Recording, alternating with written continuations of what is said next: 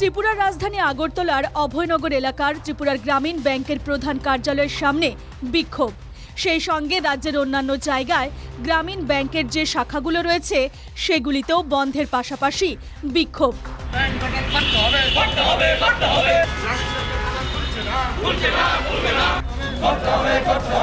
তাদের দাবিগুলোর মধ্যে রয়েছে গ্রামীণ ব্যাংকগুলিকে বেসরকারি করা চলবে না, বহু বছর ধরে গ্রামীণ ব্যাংকগুলির ফাঁকা পদগুলিতে লোক নিয়োগ করা, অস্থায়ী কর্মীদের স্থায়ীকরণ, গ্রামীণ ব্যাংক কর্মচারীদের দ্রুত পদোন্নতি ইত্যাদি।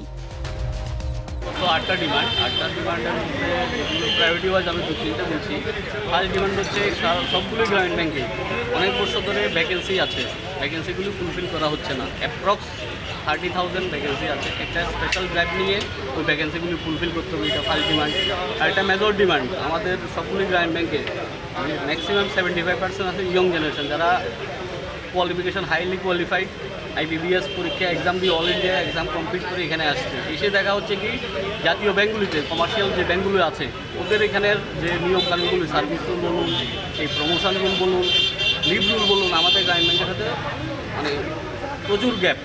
আমাদের এখানে প্রমোশন পেতে এক ক্যাডার থেকে আমাদের 6 থেকে 7 বছর লেগে যাচ্ছে, বাট ন্যাশনাল ব্যাংকের ক্ষেত্রে দেখা যাচ্ছে 2 থেকে 3 বছরেই ওরা এক ক্যাডার থেকে প্রমোশন পাচ্ছে।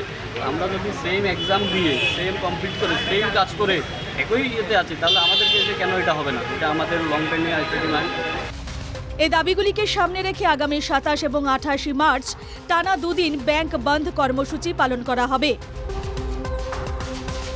আগরতলা থেকে সুদীপ নাথের রিপোর্ট, NKTV বাংলা।